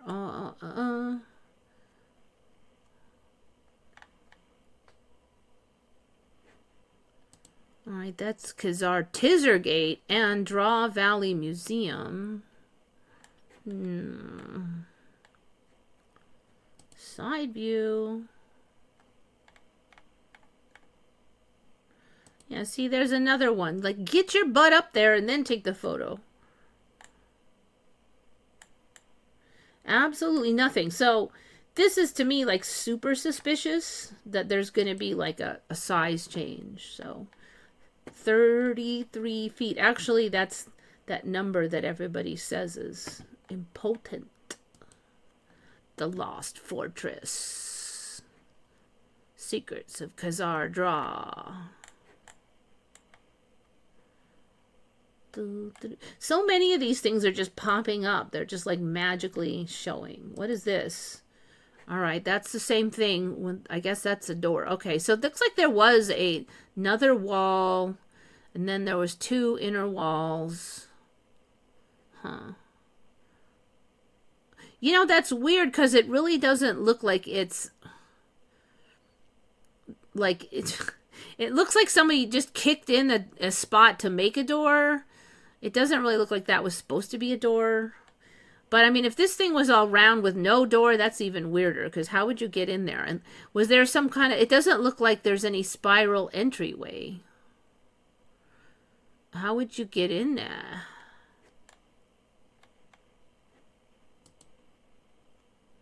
Huh.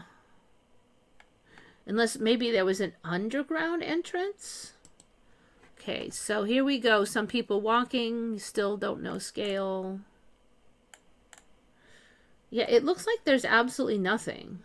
Theoretically, how it might look, that doesn't look right because these big cannon side things, that's not it. So AI did a crappy job on that.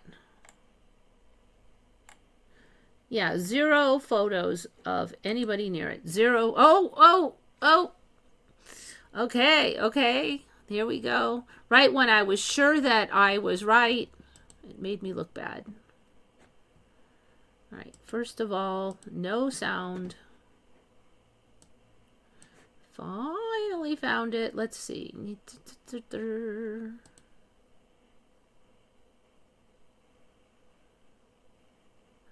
Okay, they're probably, okay, there's, I think that's people hoofing it. Okay, so, well, 33 feet, huh? So 10, 20, I'm thinking 33 is going to be like here, the lowest area. You know what's weird is this area looks very like orderly planned, like they're evenly spaced through here, like it was planned to be that size, but then yet is here is higher, so I don't know how that's gonna spin out. Okay. Oh, this is weird. Okay, so then here it's kind of closed, but what is this? So I guess one would imagine there'd be a door there, but it still looks like they kicked out a door. Oh, this is weird. I think some weird stuff's going to come out of this thing.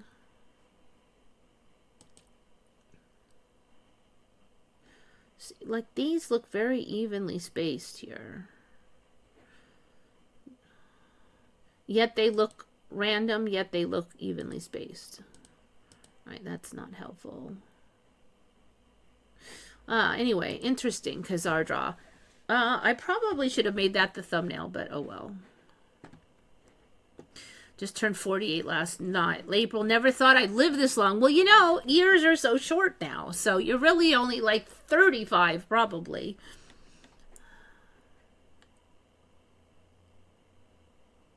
It's the remains of a brick city. Nobody would build a massive tower in the middle of the desert with not a drop of water. I guess if you had a granary, you wouldn't want that would be fine. But yeah, that is a good point. Where's the effing water? Maybe there's some water. You know, like now there's all this weird storyline of like deep underground water, and then like you just have to find it under the desert. So they just dig down and build wells. So there's like a lot more water under there than I think. And it used to be that you just have to hoof it out to some distant oasis, and that would be your water 100 miles that way. But now there's all these underground waterways they built, like wells that have traveling connections, and it's crazy town. So it's becoming more doable to have stuff in the desert. They even have those they had ice in the desert all year. They built these giant ice houses. So if you could have ice. But yeah, you do have a good point though. Where did the water come from? I bet that thing is too interesting. Something's going to show up. They're going to find out that there was water underneath or something.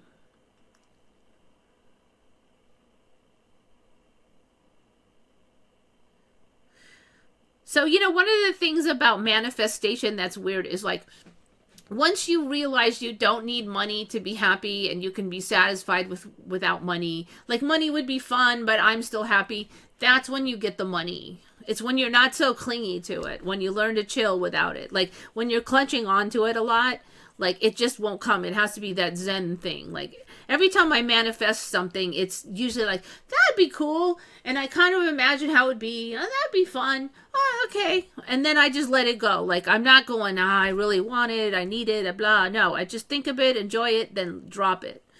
And then it shows up. Like I don't got to have it, but it'd be fun. That's the Zen. And it's not that easy to do because there's certain things you really want and you got to let go of that clingy. And some things it's not easy to let go. If money can't buy happiness, then why is it so fabulous? You know, I'm telling you, some of the most miserable people I have ever met are rich people. The vast majority of them are angry, bitter, whiny, and never happy. Like almost never happy. They might get like, and then in making them happy is harder because if they got like, say they found $100 on the ground, that's not even that much money to them, so it doesn't make them that happy. Like if you found $100, you'd be over the moon, but they'd be like, ah, whatever. Then 5 seconds later, they'd be thinking, yeah, but that's really not that much because they're just not happy. Now, there's a few exceptions, but man, they are not happy. So if money makes you happy, then why are rich people so freaking miserable all the time?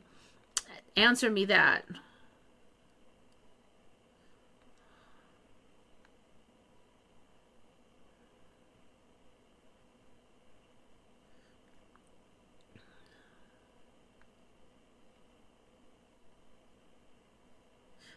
I do that all the time. Deserts were not there in the 1500s. Yeah, that's a good point. Maybe it wasn't in the middle of the desert then. Who knows with the current timelines? Double aquifers directly underneath where I am. Also 1 mile from the San Andreas. Yeah, so one of my friends in town, she's sitting on so much aquifer that she has to keep all the water in her pool. Like, you know, some people will drain their whole pool and then replace all the water. She can't do that because the aquifer underneath will start pushing up the pool. So she can do partial water changes, but she can't do full drains. That's how much aquifer she has. And it's a big problem when it rains because the aquifer starts coming up and it'll flood underneath her garage. So she has to have pumps running all the time, and then she's worried about one if they break. She puts 2, but then she's got to worry what if both of them die, and then yeah. See, like having a house, I'm telling you, people, you get a house and the amount of hassle and maintenance, and there's always something broken. You know, it can definitely not be nearly as fun as you think it is. And there's always chores that have to be done. Why is she not tapping into that for free fresh water? Because if you don't tap way deep, the water is often too salty, dirty, polluted, because it's in the middle of the city. And you can't just get it off the top. It's not like it boinks out in a beautiful spring. And you can get the free water, but you can't sell it because in order to get permission to sell water, it's like a $200,000 permit in California. Like I know a guy that has a beautiful natural spring with really, really good water. And he had it tested, and it's really, really good spring water. And he was thinking of bottling it. And the amount of legislation makes it just only rich people could ever do it. A lot of things are like that. I mean, California is extra bad, but other places are like that. For instance, they said that we have too many purple sea urchins, right? And they're pests, and they said, you know, we want to get rid of them. But you know how much it's going to cost me to get a license to pick up one effing sea urchin, the pests that they want to eliminate that are killing all of the larger plants? It would cost me $800 a year to get a permit to legally get some sea urchin. I was looking into it because I wanted to get the purple spines of this pest animal. So if they want to get rid of the urchin so bad, then why are they charging $800 for a permit? It's like insane. You can't even sell water that's on, no, absolutely not. And this is what I mean about regulation. You know, people say, oh, don't get rid of regulations, the world will end. I'm like, no, a lot of these regulations are so effing ridiculous. Like I could see, okay, you have to test the water and you have to have a somewhat clean process and maybe periodic testing or something. But, you know, the amount of just bull crap that, like, why does it cost me $800 to pick up something they want picked up? It's insane. Even to just pick up one, why don't they have some where you can do 200 or less for, you know, urchins or something? Yeah, no, they don't. In fact, if you were on a boat that harvest urchins, even if you're not harvesting them, like you're not the diver or anything, you're just on the boat, like maybe you're the driver of the boat, you still have to pay for a permit, although it's only like $250 now just to be on the boat to get the fish. So that's like effing ridiculous. Effing California. But you know, the other states are following the same crap. They're just a few years behind.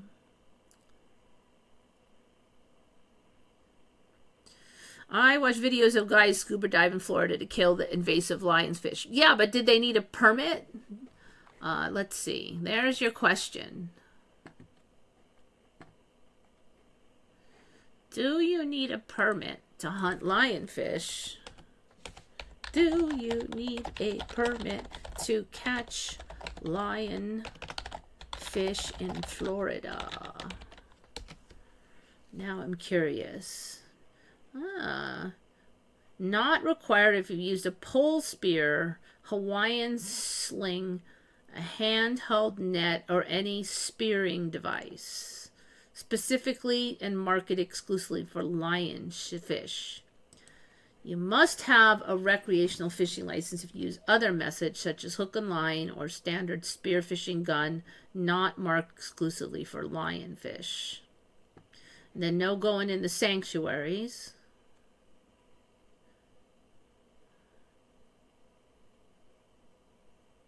Oh, you have to have a special permit to do it in the sanctuaries. Bag limits, no bag. Okay, well, see, now Florida is a little bit less stupid, but give it some time. Give it some time. I hate to be that depressing. I hope that we switch the other way and lighten up a little. I think a lot of it is just a money grab. Like, California just can't resist charging a fortune. And they will charge as much as they think, like they will figure out whatever price will yield them the most money. I mean, obviously if they go too high, then too few people will do it. But if they go too low, a lot of people will do it, but there won't be much money. So they figure out what price will extract the most money out of the populace, and that's where they set their permits. Good old government of California. I'm a Native American tribal citizen. I still would have to get a permit if I wanted to hunt or fish. I don't know. Is that true on your own lands, though? Say you hunted on your own land. Would you still need to do that? I don't know, actually. I mean, it's some cities, some states, you're not even allowed to collect your own rainwater. You don't own the resources underneath your own land. A lot of places are banning wells, so you can't even drink the water yourself. They're like, oh, you're depleting the aquifers or something. I'm like, I don't think the water I personally am slurping is doing any substantial depletion of the aquifers. However, the same people will give a permit to, like, and not even that expensive, to like Aquafina, and they'll take a bajillion gallons out for 10 years, but you cannot have an aquifer or a well, because probably Aquafina had friends in high places or whatever. It's just ridiculous. And I'm just not getting, I am done with the guilt trips. And, you know, they wag their finger that you have to save the environment, but they're on their jets flying all over. And it's just, this is like baloney. We drink rainwater. Yeah. And if you're in one of the states where they didn't ban collection of rainwater, you know, I don't think you should dox yourself. In fact, I don't know if that's your last name on that at Jackie92, but if it is, I definitely suggest that you change it to be not your last name.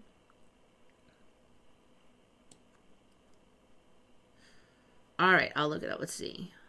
84 Arcadian Road. Now you made me do it. It's your fault. Okay, that's not your last name. Okay. Well, I hope not.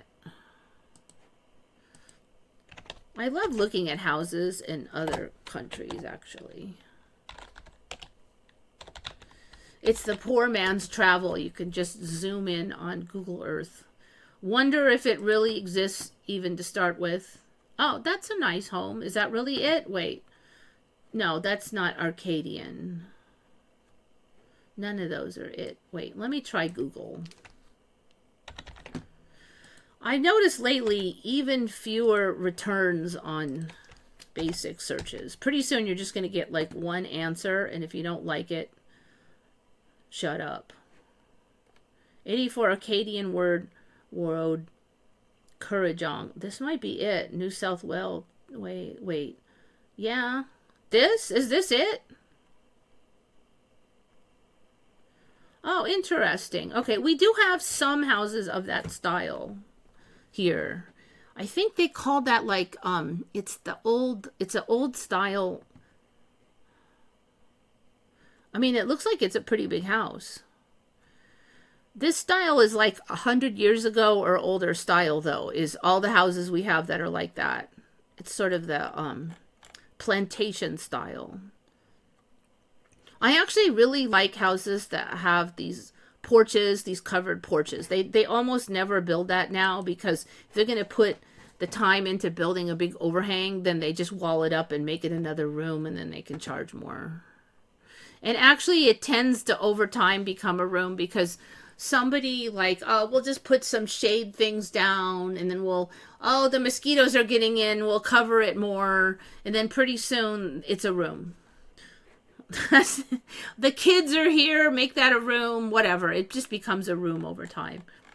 And a lot of houses. Anyway, yes, nice house. Your parents built in the 90s. Interesting. They don't build that style here anymore. 15 acres is a lot of land. Scroll through the other pics. Is there more pics? Real estate. Oh yeah, there's like 25 pics. Let's see. That dog, you know, it's weird. That dog looks like it was pasted in. It doesn't even look like it's there. Oh, 3-car garage, giant room. So, you know, that's a really styling house. Nobody, I mean, you have to be really rich to have that kind of house here. In fact, building a house is so difficult. It costs more than buying one, so nobody does it because it takes literally years and years and years of trying to get the permits.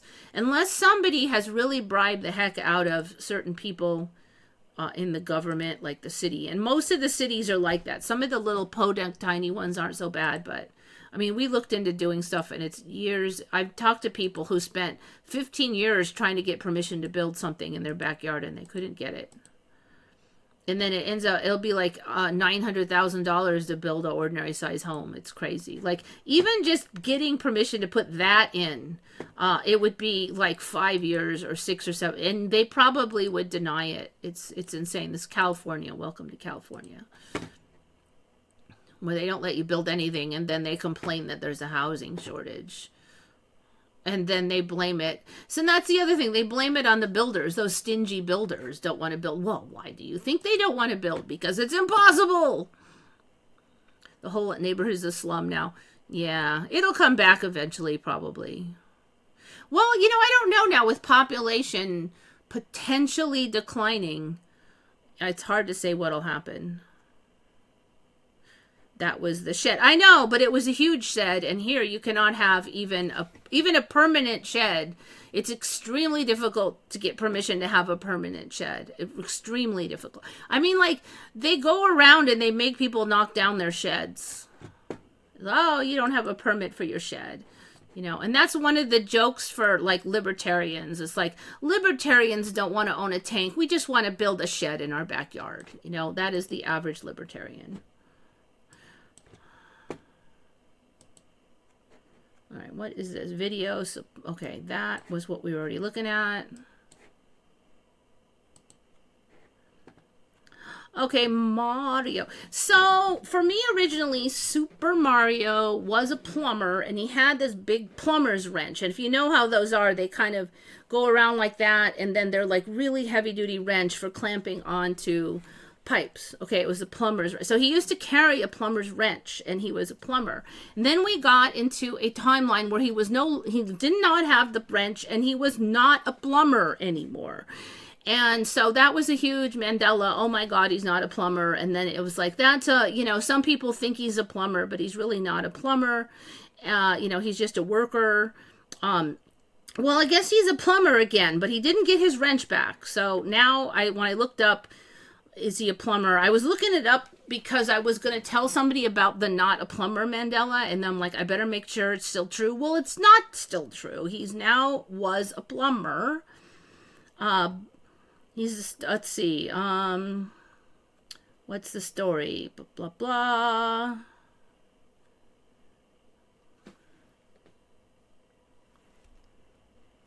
Dang it, it was just here. Well, anyway, he's an Italian plumber who lives in the Mushroom Kingdom with his younger brother, Luigi. I don't think it talks more about it, but there's multiple places where they now say he's a plumber. But where's the plumber wrench? It's gone.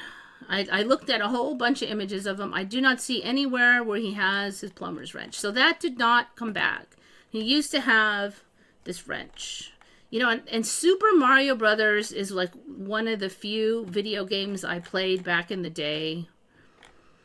And I played a number of them, and then I'm like, you know, I just don't have time to be a video game addict. And it used to cost money back then because you had to put quarters into the machine and stuff. So my mother had gotten at some flea market one of the little Mario Brothers handheld games. So that one was free for me to play because we owned it.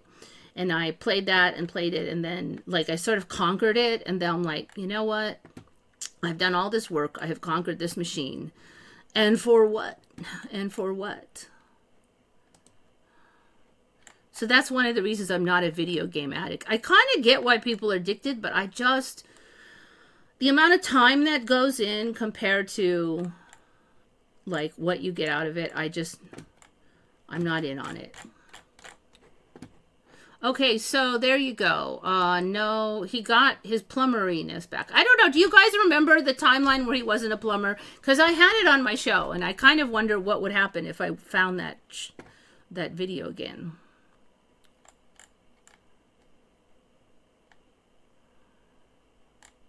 Do you guys remember when I said, oh my God, he's not a plumber?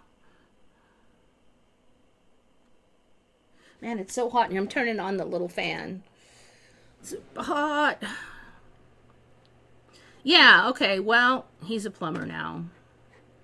But no wrench. Mario. I can't tell that person about that Mandela now because it's no longer true. Alright, that's it. Wait, what else do I got? Oh, yeah, this one. I don't know, did we ever cover this one? I remember the Flintstone one. But, like, do you remember... I'm missing it too. What did Fred Flintstone wear? What was his outfit? And then what did Barney wear? And then if you go even further, what color was Pebbles' hair? That's another one. Pebbles and Bam Bam. Those three, but mostly like Fred Flintstone. What did he wear? Like the whole outfit, not just the speckles. The speckles are still there. I'll give you that clue. The speckles are still there.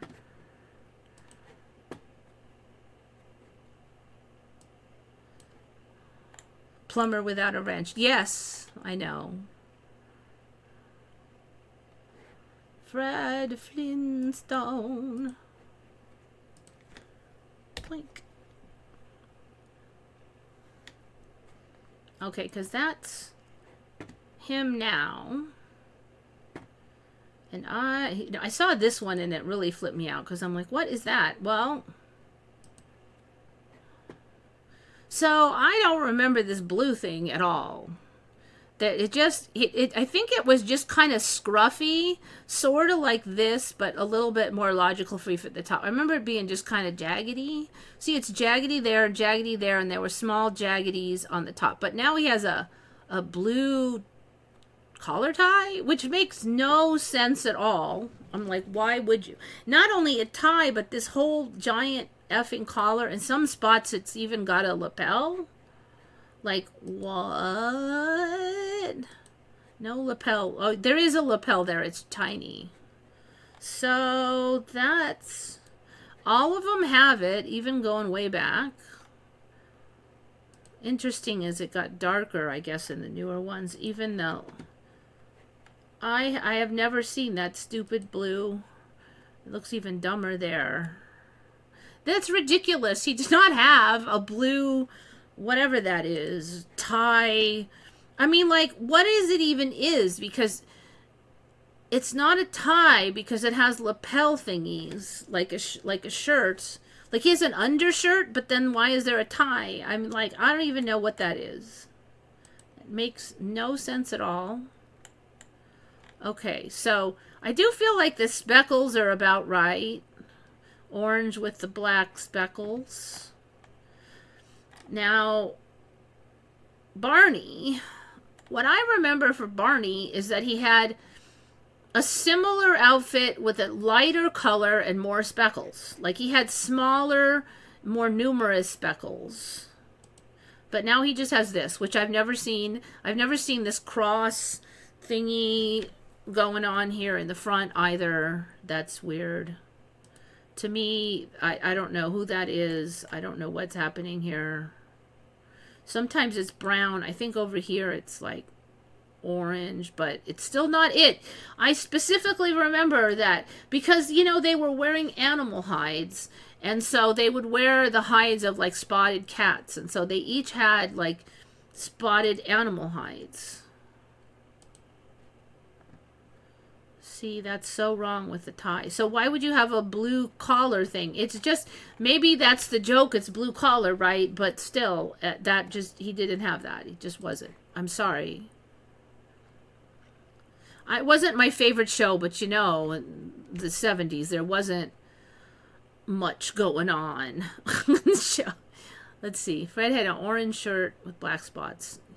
Man, you people remember the current reality. Now I'm sad.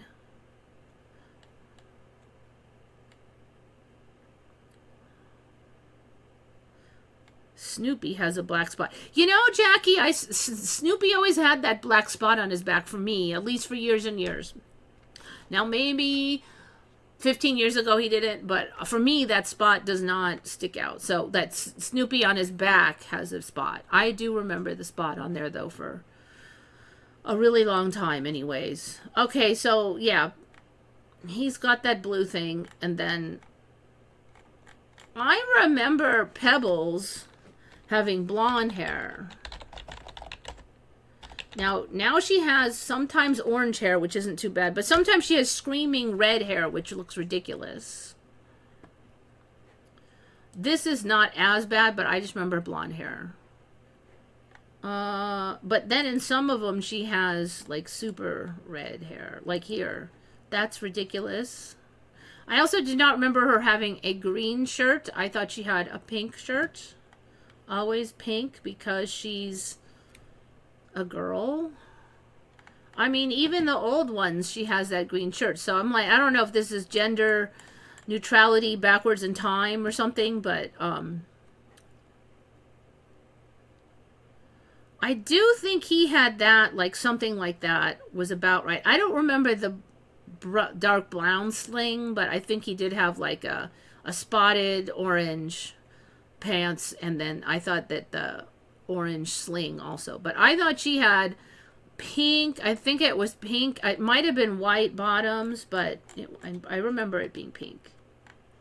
Pink. And blonde hair.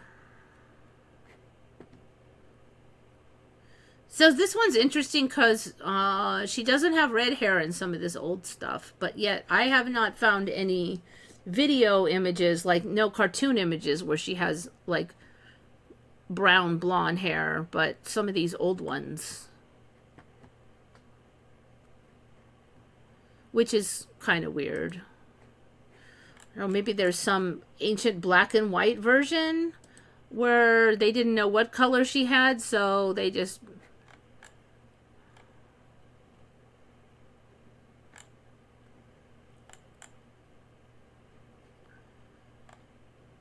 or is it, yeah, look, see, it's not red in a lot of these old ones. 60s. Okay, maybe that's from the black and white era. Interesting. You would think that the lore would still have her have that hair color, but I guess they could have changed it for the purposes of having color TV.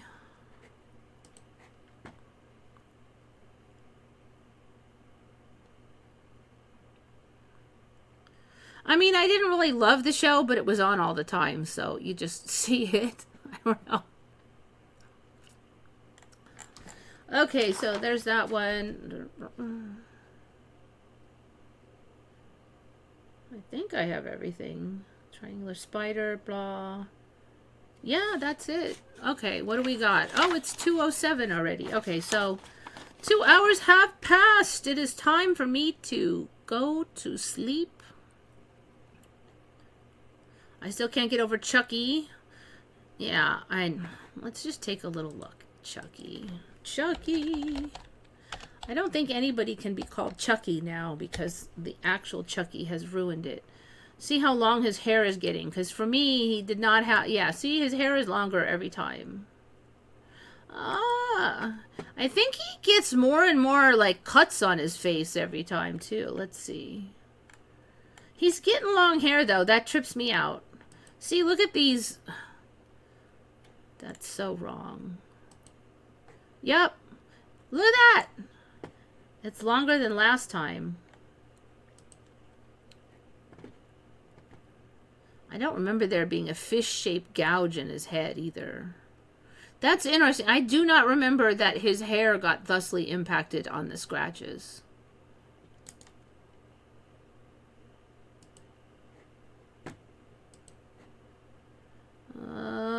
It even shows, like, I don't know what, his skull or something in there.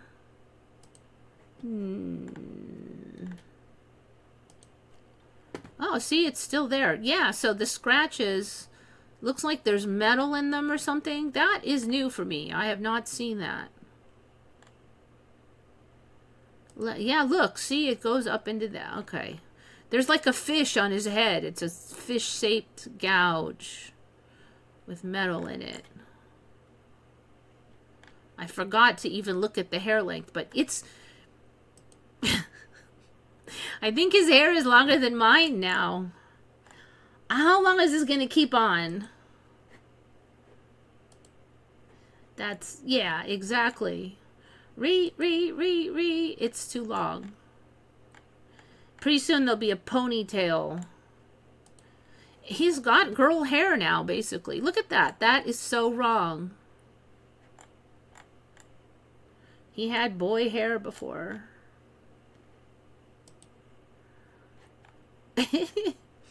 All right, you know what? Let me look at the outfit because I forgot to look at that. Wait, that's not right. Okay, that's not... That must be AI. Okay, here we go. Kind of blurry. I think that's AI again. This is not helping. All right, wait a minute. Yep. Yeah, see that fish on his forehead? That was not there. He don't have a... Ooh, and he has a scratch on his hand now. That was not there. Wrong, wrongy, wrongs. You know, I keep looking at these red buttons. That looks off. And I am very suspicious of the red rings right here around the hand. Okay, so scratch, fish on his head, that red right there. Does he still have the syringes on his shirt? Because when those showed up, that flipped me out. Syringes. Can't tell. Syringes. Yep.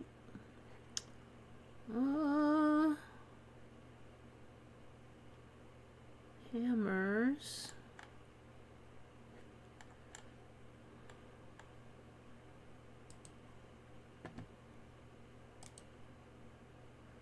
Okay, that is not right. Interesting. I'm not really seeing the syringes. I wonder if they're gone. If there's no syringes on here, I'm calling Mandela, because I know they showed up right around the lockdowns. And then they got less of them last times I looked. All right, that's a different one. They might be gone now. I don't know. Oh, kitties. Maybe there's one hiding, but I don't see them. See, like these... All right, these red buttons, but also there's like another red thing right next to the red buttons. For sure that wasn't there. There wasn't like a double red, and it's in a bunch of these images. So there's something about how the pattern was cut for this that it made a red dot there, and like what even is that supposed to be? Maybe it's a helmet or something, but there wasn't a double. So yeah, shifty shifty. Oh, it's a hat. Okay. Something's off. And he has a fish on his head. Pocket buttons. Oh, wait. Let me see. The pocket. Wait a minute. Didn't he have like one big pocket going all the way across? Is that gone now? No, it's still there. Now, that was a couple of times ago's Mandela's, that one big pocket. Okay, so I agree it's a Mandela, but it's like an older one for me. Can we see like the whole body here, please? Wait a minute. Oh, okay, that pocket is cut. I don't remember that.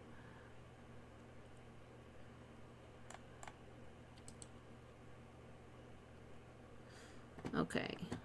I don't, the other thing is there's like this sewing around the bottom, like in the middle. I don't think that was there. Like it's a separate pants and shirt almost because there's a sewing down the middle. See here, it makes him look like fat. So I don't think that was there either. There were no. There was syringes on the real ones. I spent a lot of time looking. Like even in the show, the actual clips from the movie, there was syringes.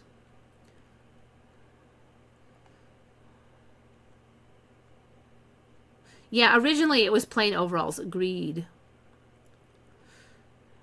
Yeah, and he had boy hair. No, he had syringes for a while. Now, not originally, I agree, but there was a while after. So that's weird, because when we were near the lockdowns, there was syringes, and then the syringes have faded out. So interesting. Unless there's like a, what's creepy is that his hair's starting to look like mine. I'm like, rah! Pretty sure my name is not Chucky, so we should be all right, but. Okay, anyways, it is time for me to go to bed now. Now that we have looked at horror movies. Well, I saw what you did too. Well, not necessarily the timeline thing. I could be a different version. That happens all the time. You could come here and tomorrow say, no, Chucky always looked like that. I mean, like, it's not super likely, but if it happened, I wouldn't be totally shocked because I've seen stuff like that happen where people agreed, like, for instance, that the moon only came up at night. They agreed with me, and then suddenly they're like, what are you talking about? I never said that. So it happens. And I hate that because I don't like my Mandela buddies disappear. I don't like that, and they become new timeline people. Quit it. I do not like that. So I don't know if they got the download or it's a different version. I don't know what happens, but it's one of the extra irritating things about Mandela effect. Okay. Well, anyways, thank you all for coming. I appreciate you very much. Think good thoughts, everybody. This is Eva signing off for Once Upon a Timeline.